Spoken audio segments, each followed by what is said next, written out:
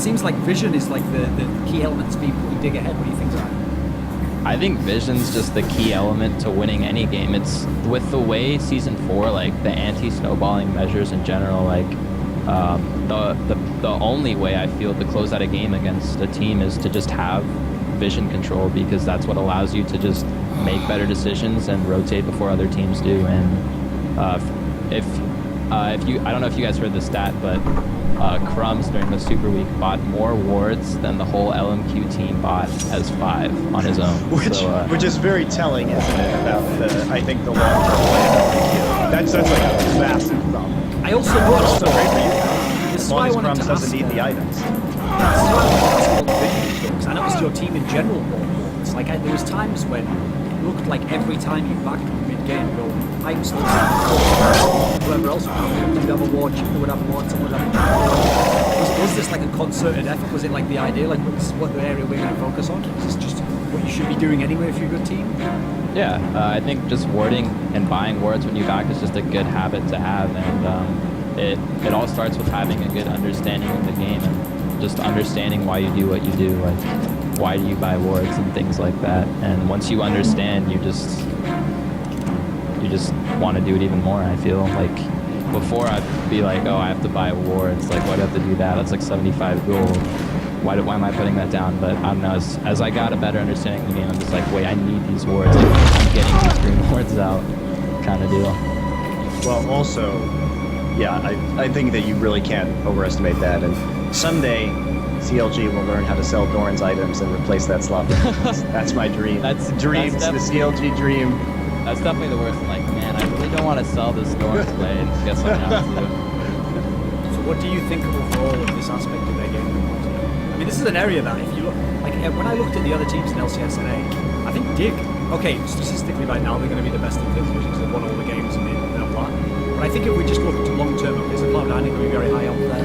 They must be top 3 just in terms of this area of the game.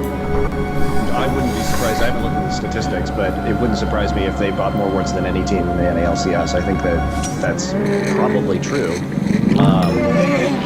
Their vision control is pretty good. It's one of the strong points. So how did you, because Dignitas is this, so how did you flip the switch on this so quickly in terms of your vision control? Because is it something about the fact that you guys were willing to learn because you got 2 new members in this team, so it kind of just reset the team mentality and everybody could kind of try and learn to play the game, so it allowed you to make some very fundamental changes like this? Yeah, I kind of feel that we are somewhat a new team, but I think everyone kind of had the right idea. But when you have just all these strong lanes and all these strong players, it's really easy to make the transition into doing the right thing. It's just have the right attitude. I mean, I feel like we have everything we need right now to become one of the best teams. And yeah, it's just, honestly, I feel really happy currently about the way things are working out. And yeah, I just feel we have like the perfect formula we need. And honestly, we didn't have to work that too hard to get the right vision control out. We just, I just think, again, the biggest thing is understanding why you're doing what you're doing and what you need to do to win. And everyone on our team understands that, so.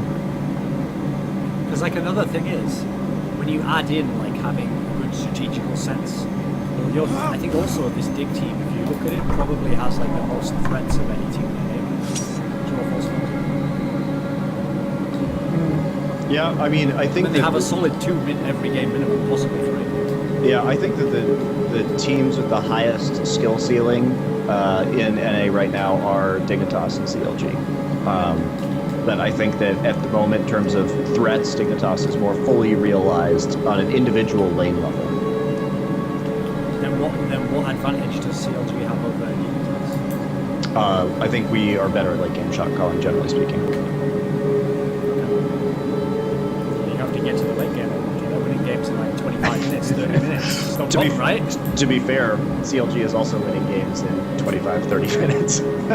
So basically, Monty's looking for that 15-minute drawn-out game, lane swaps, and that's where we will see the true value of Monty. We'll find out this weekend, won't we? It's going to be great. Thoughts, Sire? I mean, I agree that CLG probably has a little bit better late game shot calling, but I feel currently we're probably a stronger team. I think Seraph still has improving to do, but he's getting there, and I could definitely see him becoming a solid top laner. Yeah, I don't know. I've been watching some of CLG's games, and the game against Complexity, it seemed like they're very confident against them. Like I was kind of questioning the level 1 tier 2 third dive. I was like, all right, I think that's a You little weren't the only one, but yeah, they definitely have been pulling out against lower tier teams recently, which they hadn't been doing before recently. So I think, yeah, CLG's definitely got a lot of room to improve, but I think they're one of the teams that can do it. Okay, so we've got this game coming up. It's going to be CLG versus Dignitas. As I like to call it, it's going to be Bizarro Flame versus Flame Junior. These are a match of Flame on Flame action. Why can't I be Flame Junior? Because we've already made Sarah fan. Vicious Mix Flame. You're Bizarro Flame because you're like flaming the Bizarro world. You're a carry top laner, but you used to be for a team that sucked. That might not apply anymore. I might have to give you a new name. It's excellent, right, Lord? So what would my new name be? Just so I know. People want you to be called Brown Flame. Brown Flame? Yeah, some people want you to be called. I like that better than Bizarro Flame. I'll go with Brown Flame. I'll take that one. So anyway, if you're going to face up against Seraph, here's the thing. I've just had to sit through 6 to 8 months of interviews with top laners, all hiding behind the shit boy. Well, I don't really want to. You shouldn't judge me against the other top laner, what his score is. I'm not going to kill him, he's going to kill me, you know.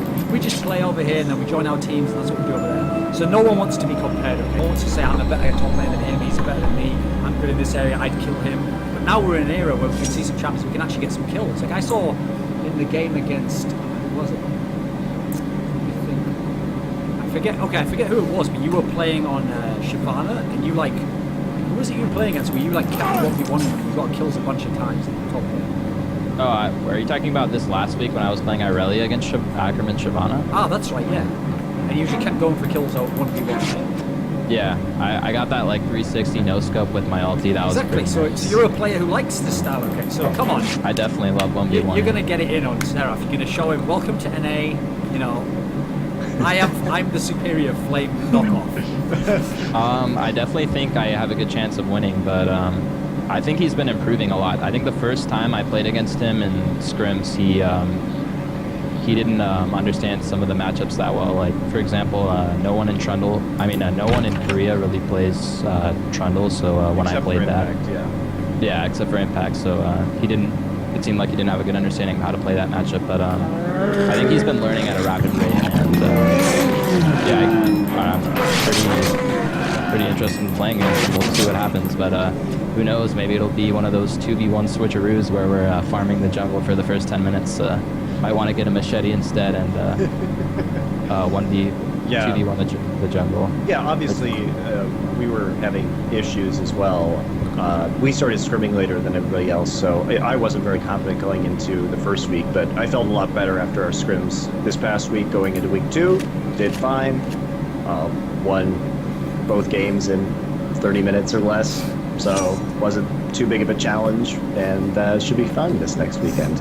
I mean, we have to play both you guys and Cloud9, so it's a good test this week for CLG. So one of the areas that I noticed was a good discussion point to have, since Zion's played in a team with Shifter for a decent amount of time now, and they were famously the two people everyone suggested with stars on Coast. These are the players who were in our bad teammate list, which Zion denies exists, but I believe we have the location. It's like the CIA. Zion's like the CIA. He denies that the prisons exist. He's like, no, we didn't have anything to do with that coup in South America. They just did that naturally. What are you talking about? The guns that came from our country? I don't know where they got them. Maybe he just stole them or something. I don't know. Oh, did that benefit us? Well, that's just a coincidence. Anyway, so the reason I bring this topic up, though,